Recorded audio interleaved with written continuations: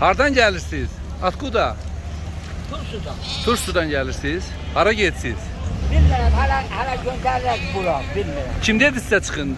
Size kim dedi gedin? Bilmirəm, mənə heç kim deməyib. Ha. Mən qaydacağam. Qaydasan mı? Ha. Şəhərə gedirsən. Mən qaydacağam geri. Tursu'ya qaydacağam. Türkiyəyə qayıdacaqsan? Tursu. Tursu'da. Tursuya. Ha. Tursudansan. Ha. İndi hara gedirsən? Qoyunu yola salıram qaydır. Qayıdırsan? Bu gün qayıdırsan? Yox, sabah. Sabah. Bəs niyə gedirsən ki? Getmirəm, öz kömək eləyəm, yola salım qaydır. Mənim qardaşımdır da, qoyun idi. Bəs Qoyuna qayıtmayacaq. qardaşın niyə gedir ki? Qoy Yerevanda Yota olur. keçdim onlarda. At vuran hep bilən bu tərəfədir. Bəs qardaşına kim dedi ki, getsin? O Ermənistan vətəndaşıdır. Ha. Hə, sən Qarabağda yaşayırdın.